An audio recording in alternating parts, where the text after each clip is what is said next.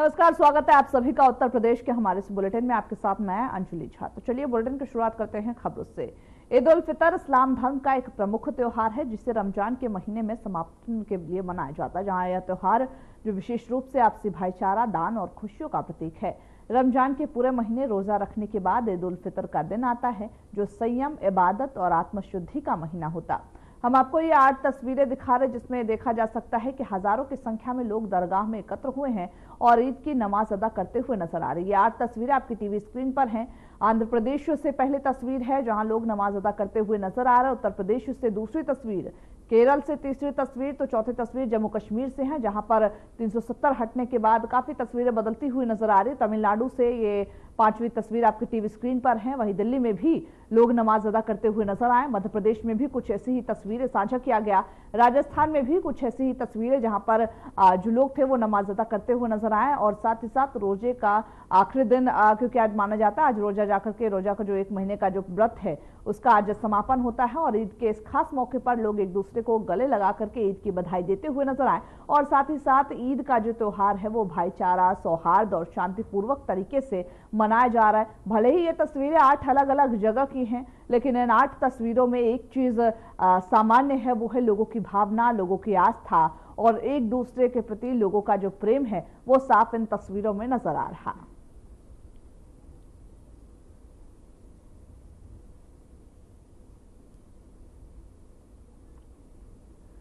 तो आंध्र प्रदेश, उत्तर प्रदेश, केरल समेत तमाम जगह से यह तस्वीरें सामने आई है क्योंकि आज ईद उल फितर यानी कि ईद का पावन त्योहार है और इसी दौरान जो सभी मुस्लिम भाई हैं वो जाकर के मस्जिदों में नमाज अदा करके अपने रोजे को खोलते हैं।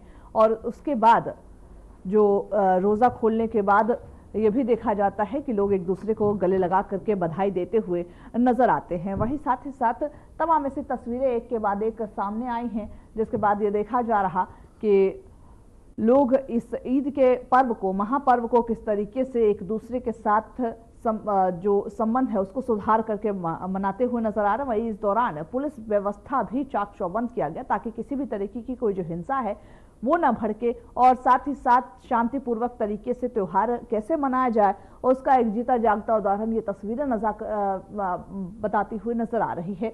भले ही यहाँ पर अलग अलग क्षेत्र से लोग हों, लेकिन कहीं ना कहीं सभी के अंदर भावना एक समान है और इस ईद के मौके पर सभी एक दूसरे को बधाई देते हुए और इस पर्व को, इस त्योहार को जश्न के साथ, शांति के साथ एक दूसरे को गले लगाकर और साथ ही साथ अल्लाह से प्रार्थना कर मना रहे हैं।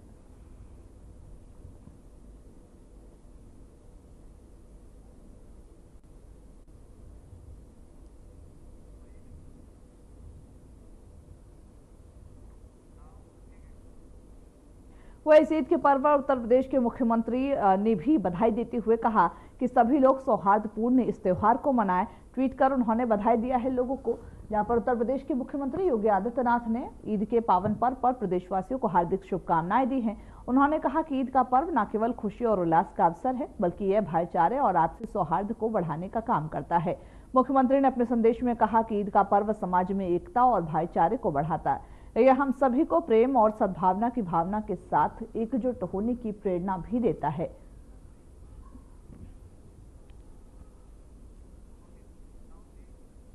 वही मेरठ के सांसद अरुण गोविल और महानगर अध्यक्ष विवेक रस्तोगी ने सदर बाजार में जनसंपर्क अभियान चलाया। इस दौरान उन्होंने केंद्र और प्रदेश सरकार की विभिन्न उपलब्धियों को लोगों तक पहुंचाया।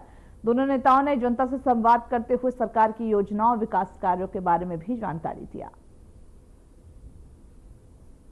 जनसंपर्क अभियान है सबके साथ। पूरे 8 वर्ष में जो भी इसकी उपयोगी जो 8 वर्ष हुए हैं, रिपोर्ट कार्ड है उसका पूरा सारी इन्फॉर्मेशन है कि क्या क्या हमारे माननीय मुख्यमंत्री जी के द्वारा किया गया है। तो उसको जनसंपर्क करके सबको बताना, सब तक ये पहुंचाना, ये अभियान है। पूरी खासियत है, देखिए पूरी किताब भरी पड़ी है। जितना काम माननीय मुख्यमंत्री जी के कार्यकाल में हुआ है वो अपने आप में। वही सपा सांसद जियाउर रहमान वर्क ईद उल फितर की नमाज अदा करने संभल के मुख्य जो ईदगाह है वहां पहुंचे। उन्होंने नमाज में शामिल होकर के मुस्लिम समुदाय के लोगों से मुलाकात की और उन्हें ईद की शुभकामनाएं दी। इस दौरान सुरक्षा के मद्देनजर भारी पुलिस बल भी तैनात किया गया था।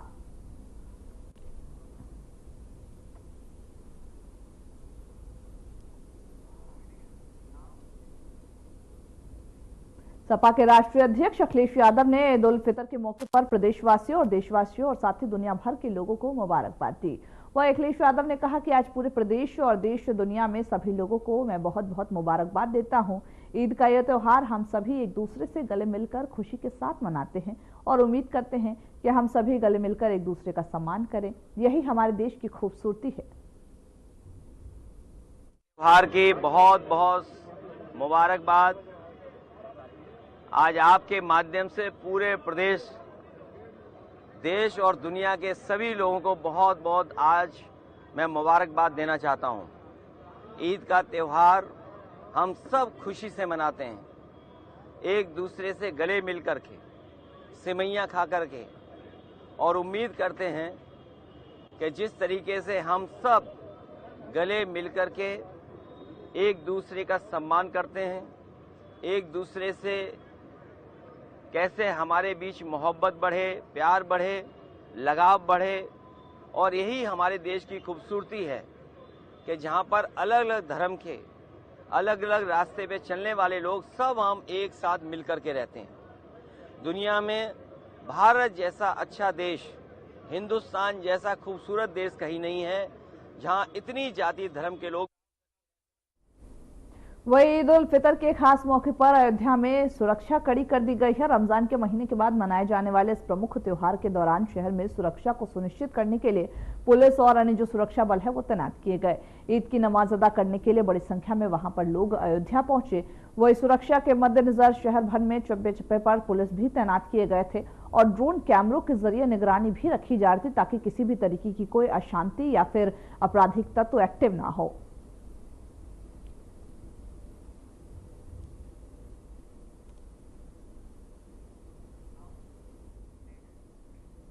उत्तर प्रदेश की राजधानी लखनऊ में ईद उल फितर के दौरान सुरक्षा व्यवस्था को सुनिश्चित करने के लिए लखनऊ पुलिस ने एक नई पहल शुरू की है।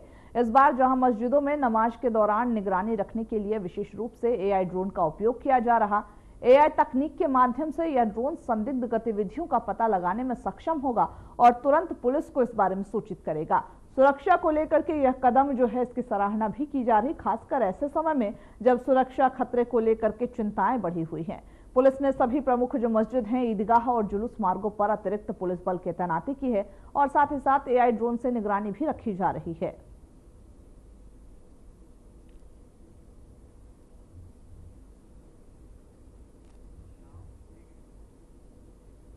वह ईद उल फितर के शुभ अवसर पर आज प्रयागराज में भारी संख्या में श्रद्धालु ईदगाह पहुंचे और कड़ी सुरक्षा के बीच नमाज अदा करते हुए नजर आए। रमजान के इस पवित्र महीने के समापन पर मनाए जाने वाले इस त्योहार को लेकर शहर भर में उत्साह का माहौल है। ईदगाह में नमाज के लिए जो पहुंचे हजारों लोग हैं वो एकजुट होकर के इबादत में रब से अपने परिवार की खुशहाली की कामना कर रहे हैं, देश की समृद्धि और समाज में शांति की दुआ कर रहे हैं। इस मौके पर सुरक्षा व्यवस्था को लेकर के प्रशासन ने विशेष इंतजाम किए। ईद के दिन शहर भर में पुलिस बल और अन्य सुरक्षा बलों को तैनात किया गया ताकि किसी भी प्रकार की अप्रिय घटना से बचा जा सके। तो जहां आज ईद का पावन अवसर है और इसी दौरान तमाम जो सुरक्षा के इंतजाम है वो कड़े किए गए हैं। प्रयागराज में भी तस्वीरें हम आपको दो तस्वीरें ये दिखा रहे हैं जहां पर आप दोनों तस्वीरें ये साफ देख सकते हैं, जहां लोग मस्जिद में जाकर के नमाज अदा करते हुए नजर आ रहे हैं। वहीं साथ ही साथ तस्वीरें में ये भी देखा जा रहा है कि किस तरीके से पुलिस बल सुरक्षा को लेकर के व्यापक इंतजाम किए गए हैं, फोर्सेस लगाए ताकि किसी भी तरीके की कोई दंगाई या फिर किसी भी तरीके की कोई अप्रिय घटना ना हो और शांतिपूर्वक इस पर्व को मनाया जा सके। वही अलग अलग जगह से भले ही ये तस्वीरें हैं लेकिन कहीं ना कहीं देखा जाए तो प्रयागराज में लोगों में खासा उत्साह देखने को मिला। एक महीने के इस रोजे के बाद, एक महीने के इस व्रत के बाद आखिरकार ईद का वो दिन होता है जिस दिन इस व्रत का समापन होता है और मस्जिद में लोग नमाज अदा करके एक दूसरे को गले लगाकर बधाइयां देते हैं और उसके बाद फिर एक दूसरे को मिठाई खिलाकर ईद की शुभकामनाएं देते हैं और अपने व्रत को भी खोलते हैं। तो कहीं ना कहीं ईद का ये पावन पर्व है और इस मौके पर सुरक्षा व्यवस्था कड़ी कर दी गई है और इसी के साथ मस्जिदों पर खासा ध्यान रखा जा रहा है। हर तकनीक का उपयोग किया जा रहा है, चाहे वो बात करें हम एआई तकनीक का, चाहे वो बात करें हम हमारे फोर्सेस का, सभी के सभी चाक चौबंद इंतजाम के साथ आज जमीन पर उतरे हुए। कहीं ना कहीं तस्वीरें इस तरीके से आ रही हैं जैसे मानो कि शहर का जो रुख है वो बदल गया हो, शहर को छावनी में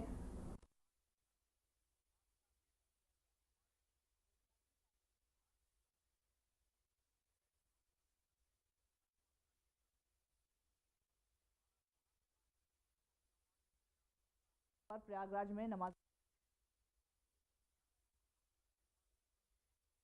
सुरक्षा के बीच लोग ईद मनाते हुए नजर आए।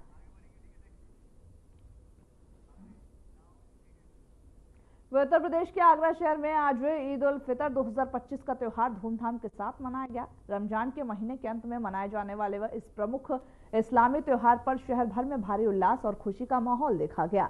सैकड़ों की संख्या में लोग आगरा के प्रमुख ईदगाहों में एकत्रित हुए और ईद की विशेष नमाज अदा करते हुए नजर आए। नमाज के बाद लोग एक दूसरे को गले लगा करके ईद की मुबारकबाद देते हुए खुशियां बांटते हुए नजर आए। सुरक्षा के लिहाज से भी पुलिस ने जगह जगह पर अपनी तैनाती किया था और ट्रैफिक व्यवस्था सुचारू रहे इसको लेकर के भी व्यापक इंतजाम किए गए थे। वो ईद के इस विशेष रूप से परंपरागत मिठाइयां, सेवई और पकवानों का आदान प्रदान हुआ और जरूरतमंदों को दान देने की परंपरा भी निभाई गई।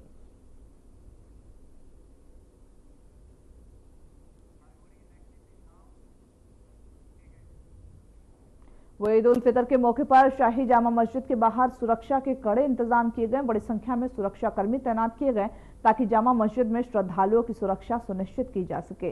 पुलिस और अन्य सुरक्षा एजेंसियां ईद की नमाज के दौरान स्थिति पर नजर रखे हुए हैं। वही सुरक्षा के पुख्ता इंतजाम के कारण श्रद्धालु शांतिपूर्वक माहौल में नमाज अदा कर रहे हैं।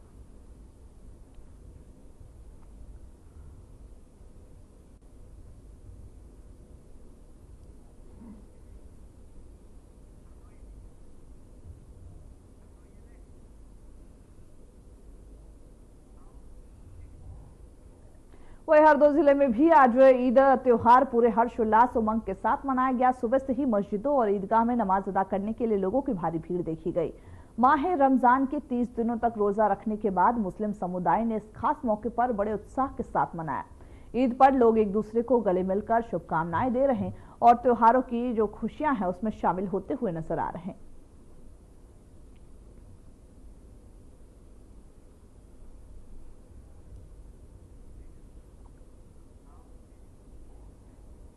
बढ़ते अगली खबर की ओर, जहां पर समाजवादी पार्टी के सांसद रामगोपाल यादव ने बीजेपी पर निशाना साधते हुए कहा कि भाजपा विकास और जनता के हित में कोई ठोस काम नहीं करती है। उन्होंने यह भी कहा कि ये लोग जनता का ध्यान भटकाने के लिए रेलवे स्टेशन और शहरों का नाम बदलने का काम करते हैं। इसके अलावा इनके पास कुछ नहीं है। रामगोपाल यादव ने देश की आर्थिक स्थिति को लेकर के भी चिंता जताया और कहा कि देश की आर्थिक स्थिति जर्जर हो रही। ऐसा करते नहीं, लोगों को ध्यान बटाने के लिए कोई विकास का काम नहीं करेंगे, जनता के हित का कोई काम नहीं करेंगे, लोगों को रोजगार नहीं देंगे, महंगाई पर रोक नहीं लगाएंगे, तो जनता का ध्यान बटाने के लिए यही काम करेंगे। रेलवे स्टेशन का नाम बदलो, शहर का नाम बदलो, बिल्डिंग का नाम बदलो, इसके अलावा इनके पास कुछ है नहीं। देश की आर्थिक स्थिति इतनी जर्जर हो रही है कि 3-4 महीने बाद आज सारा देश जो बहुत संकट में पड़ने वाला है। वही मेडिकल कॉलेज के बाहर से शिवलिंग हटाने को लेकर के बवाल मच गया, जिसके बाद चौकी इंचार्ज को निलंबित कर दिया गया। हिंदुवादी संगठनों के विरोध के बाद प्रशासन ने शिवलिंग को पुनः स्थापित किया और पूजा पाठ कराया। इस घटना के बाद से इलाके में तनाव बढ़ गया है, लेकिन भारी पुलिस बल की तैनाती के साथ ही प्रशासन ने स्थिति को नियंत्रण में कर लिया। यह मामला सदर कोतवाली क्षेत्र के सिविल लाइन इलाके का बताया जा रहा।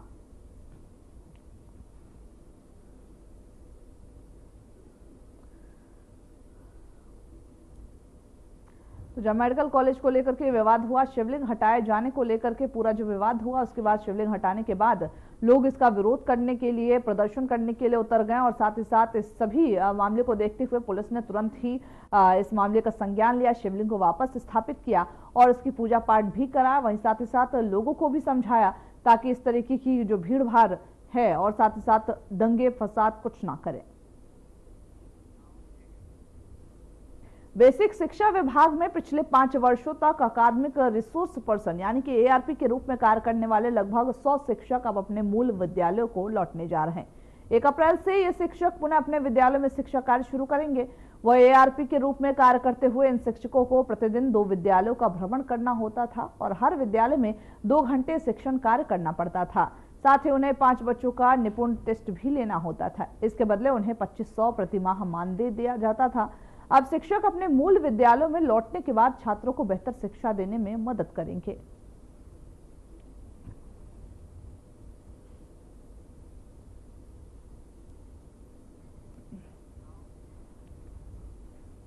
अब खबर लखनऊ से है, जहां पर नाका थाने के गेट पर 3 लोगों ने दरोगा से मारपीट किया। आरोपियों ने उन्हें जमीन पर पटक दिया और वर्दी तक फाड़ दी। दरोगा ने आरोपियों के खिलाफ रिपोर्ट दर्ज कराई है। वहीं घटना का जो वीडियो है वो सोशल मीडिया पर इन दिनों जमकर वायरल हो रहा।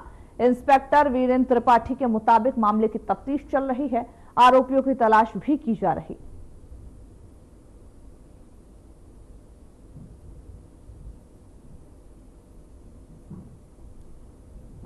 तस्वीरें हम आपको दिखा रहे हैं सोशल मीडिया पर, ये जो वीडियो वायरल हो रहा है, जहां पे आप देख सकते हैं कि दरोगा की वर्दी भी इस दौरान मारपीट के दौरान फाड़ी गई है। वहीं साथ ही साथ हालांकि इस पूरे मामले को लेकर के संज्ञान लिया गया, लेकिन तस्वीरें कहीं ना कहीं इस पर सवाल उठाती, क्या पुलिस के लिए जहां लोगों के मन में कोई इज्जत नहीं रही है, जो कि ऐसे वर्दी पर सरेआम हाथ डालते हुए नजर आ रहे हैं। कहीं ना कहीं ये पूरा बड़ा मामला होते हुए नजर आ रहा है। इसी को लेकर के इस वीडियो को संज्ञान में लेते हुए हर एक बंदी की पहचान किया जा रहा है और साथ ही साथ इन सभी के खिलाफ रिपोर्ट भी दर्ज किया गया और दरोगा से मारपीट के आरोपी को जल्द से जल्द पकड़ने की बात भी कही जा रही। वहीं संडीला में पुलिस ने वाहन चेकिंग अभियान चलाया, जिसमें एसएचओ विजय कुमार और यातायात निरीक्षक अनिल सैनी ने नेतृत्व किया। इस विशेष अभियान के तहत डग्गामारी वाहनों और ई रिक्शा सहित 38 वाहनों को सीज किया गया। इसके अलावा 156 वाहनों को चालान करते हुए कुल 6,10,000 रुपए का जुर्माना भी लगाया गया। अभियान के दौरान सवारी भरते समय मारपीट करने वाले 2 चालक को भी गिरफ्तार किया गया। हालांकि पुलिस का यह कहना है कि आगे भी ऐसे अभियान जारी रहेंगे ताकि यातायात नियमों का पालन सुनिश्चित किया जा सके।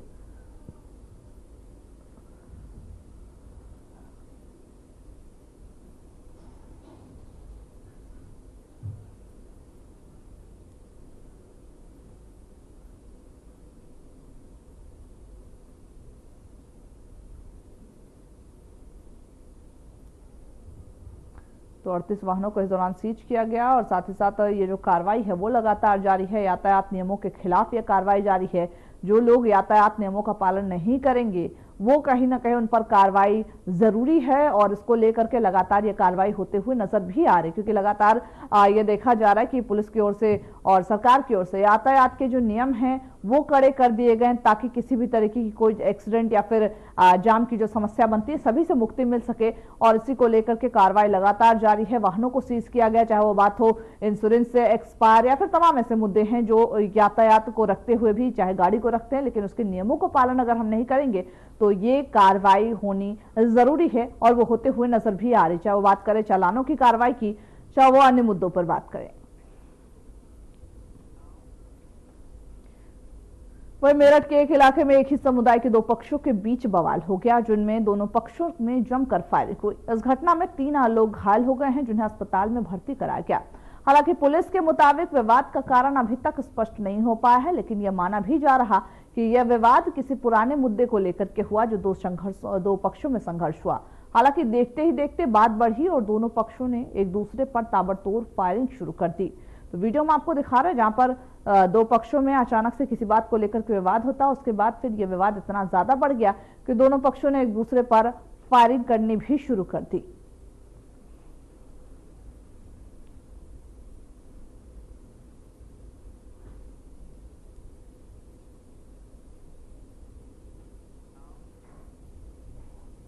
वहीं बेनीगंज पुलिस ने 2 चोरों सूरज और संदीप को गिरफ्तार किया है, जो विद्यालयों की जो रसोई है उसमें चोरी करते थे। दोनों ही आरोपियों ने प्राथमिक विद्यालय पूर्वा बाजीराव और उच्च प्राथमिक विद्यालय निबहा में ताला तोड़ करके चोरी किया था।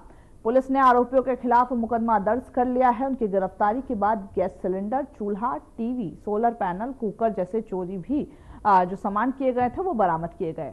हालांकि पुलिस ने यह भी बताया कि यह कार्रवाई लगातार हो रही हैं। चोरियों के खिलाफ जो कार्रवाई है वो पुलिस की ओर से लगातार जारी है।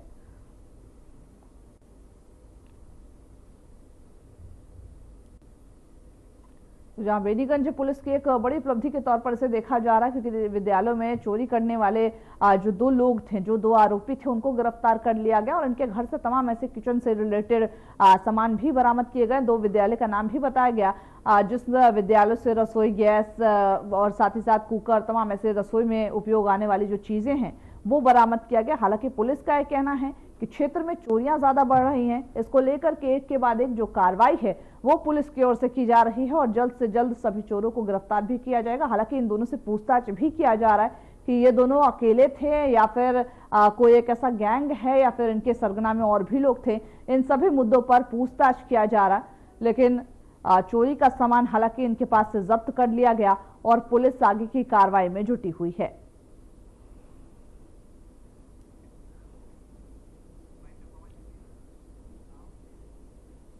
तो चलिए, खबरों के हमारे इस बुलेटिन में बस इतना ही। मुझे दीजिए इजाजत। नमस्कार।